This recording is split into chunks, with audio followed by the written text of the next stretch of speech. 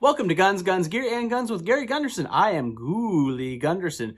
Today we have a very special spooky Halloween crossover where I present my Zombie Apocalypse Loadout.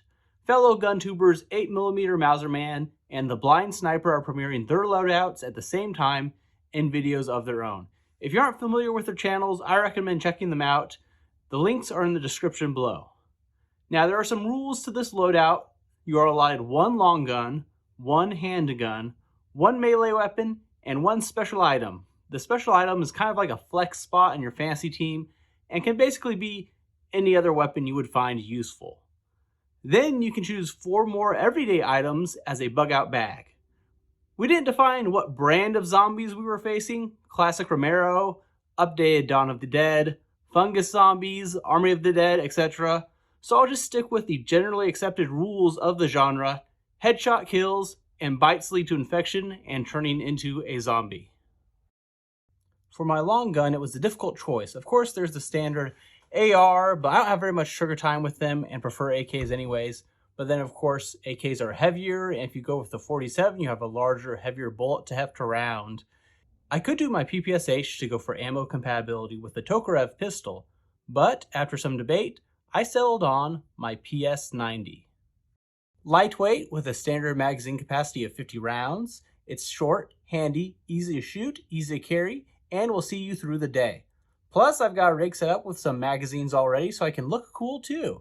The lightweight round and polymer mags means I could carry more ammo for less weight compared to other options. For handgun, I honestly don't have a lot of modern options other than my P80 build. The black powder revolver is obviously a joke. I mostly have military surplus handguns, so I'm going to have to go with my Browning high power. It's reliable, 15 round magazines, I'm used to it more than anything else. Ambidextrous safety since I'm a lefty, so it was an easy choice. You know, melee weapons in zombie situations always seem to be pretty critical. It can be anything you have on hand. It can be a pipe like it's a clue, it can be a hammer, a bayonet. A bayonet would be handy, I considered if I went with an AK or something, but I decided on my cutlass machete, which is probably kind of a cheap machete, but it's good for a few reasons. In a pinch, you can use the knuckle guard to punch with and hopefully, not get bitten. I wouldn't really rely on it for more than a couple hits because I don't know how well that plastic is. But it's also always good to have something on hand for a quick de-limbing if you get bit on your extremity, and it's the only way to survive. Not going to be pleasant, mind you, if you have to 127 hours yourself, but hey, it's good to have the options in an apocalypse. The flex spot is very important. It's really critical to make a good choice here, and I had some real trouble deciding. I mean, it could be another melee weapon, which is very light and handy, something to shoot long range, like a rifle with a scope. It really opens up a lot of secondary options that are pretty feasible. I mean, an SKS is a rifle that has a built-in bayonet, so you can quickly turn it into a pike, but it's not the quickest to reload with the stripper clip system, and then you have to lug around a bunch of 7.62 by 39. There's the classic chainsaw, but I'm not sure about gas, and given my luck with chainsaws, I wouldn't be able to get started. The chain wouldn't be tightened down, it would just pop right off, or to get stuck in the cranium of some undead fellow, and I'd have to leave it behind. So after carefully weighing the pros and cons, I would have to go with a Baby Browning in 25 auto. It's very small, so it won't be a big bother to carry around. Another rifle would be a pain. I'm not a video game character with endless inventory to carry around. And let's be serious, it would do the job for a final farewell if I'm ever overrun. So that's my weapons loadout for this zombie scenario. So let's move on to the bug out bag. I went with some pretty basic things. We can only bring 4 items that are essential.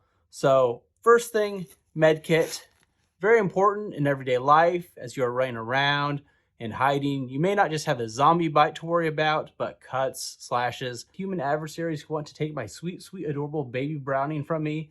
There are all sorts of reasons a medkit is essential, and most importantly, if the machete is used for a healthy dose of light self-dismemberment, then a tourniquet is pretty important to stop the bleeding if you had been bitten. Second, clean water is pretty important, obviously. Either a life straw, water purification tablets, or something else. The place with the most clean water would probably be urban centers, but they'll have the most zombies. So having a way to get water immediately and clean is a definite must. Third, food. I know it's not much to look at here, but can't go wrong with some Hershey's Fangs. And this isn't the most imaginative list, but if you're talking about survival, these three are pretty much a must. And then lastly, I'm going to throw in my Plash Palatka, which I have on my Veshimok here. A piece of Russian gear that functions as a shelter or a poncho.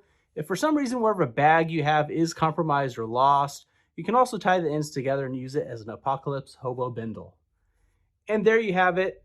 All need to survive in a zombie apocalypse, or at least survive long enough to get past the first scene or two if it were a movie.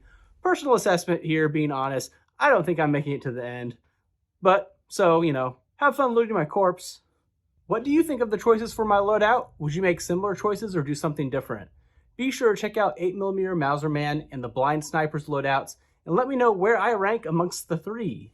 If you came here from one of their videos, welcome. Please like the video and subscribe for more content. Thanks for watching.